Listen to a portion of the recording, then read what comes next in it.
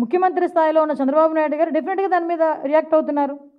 Missing కేసుల గురించి కానీ ఏ కేసుల గురించి అయినా క్లియర్గా ఒక ముఖ్యమంత్రి స్థాయి వ్యక్తి ఈరోజు లా అండ్ ఆర్డర్ విషయంలోని కానీ అట్ ద సేమ్ టైం గాంజా విషయంలోని కానీ శాంతి భద్రతల విషయం అన్నింటిలోని కూడా వైట్ పేపర్ రిలీజ్ చేస్తున్నాం మేము.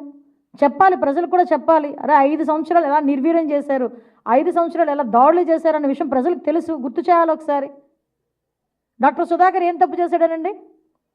డాక్టర్ సుధాకర్ విషయంలో సిబిఐ ఇన్వాల్వ్ అయింది ఏకంగా. ఆ రోజు ఇతను ఏం చేయాలి నిజంగా? ముఖ్యమంత్రిగా ఆ రోజైనా అర్హుడా? సో ఇలాంటి సంఘటనలు చెప్పుకోవాలంటే చాలా ఉన్నాయి. ఆయన ఢిల్లీకి వెళ్ళి కాదు కానీ ఎక్కడికి వెళ్ళి కూర్చున్నా ఆయన తాలూకా చరిత్ర మేం చెప్పక్కర్లే, బయటికి క్లియర్గా అందరికీ తెలుసు. కాబట్టి ప్రజలందరూ కూడా దీన్ని గమనించాల్సిందిగా కోరుకుంటున్నాను.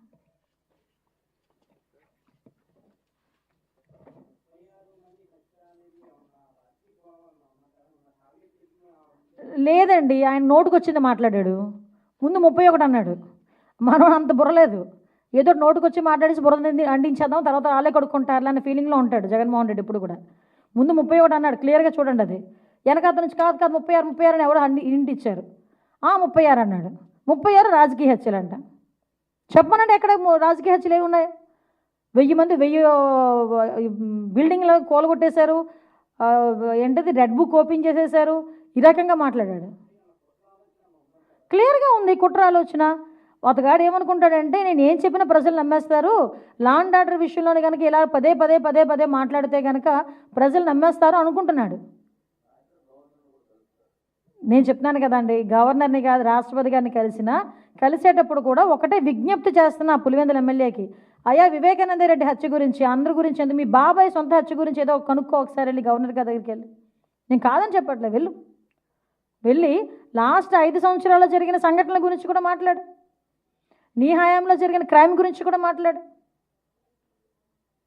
ఒక వర్గ విభేదాల వల్ల జరిగిన హత్యను తీసుకొచ్చి రాజకీయ కోణం పెట్టించి టీడీపీ వైఎస్ఆర్సీపీ అని చెప్పి ముద్రేసి దాన్ని బేస్ చేసుకొని ఈరోజు శాంతి భద్రతలు కరువైపోయాయని చెప్పి మాట్లాడి గవర్నర్ గారి దగ్గరికి, ప్రధానమంత్రి దగ్గరికి, రాష్ట్రపతి దగ్గరికి వెళ్తున్నారంటే ఒక్కసారి ఆలోచన చేసుకోవాలి. డీజీపీ ఆఫీస్ పక్కన ఉంచుకొని ఈ టీడీపీ ఆఫీస్ మీద పెడతారంట. పట్టాభి గారి ఇంటికి వెళ్ళి ధ్వంసం చేస్తారు, పట్టాభి గారి ఇల్లు ధ్వంసం చేస్తారు, మా తెలుగుదేశం పార్టీ వాళ్ళ మీద దాడులు చేస్తారు, కొడతారు, చంపుతారు, ఇవన్నీ చేశారు. వీళ్ళు వెళ్ళి ఈరోజు ఏదో నంగనాచి మాటలు నంగనాచి ఆశాలు వేస్తారంటే ఎవరు ఊరుకుంటారండి? ఎస్,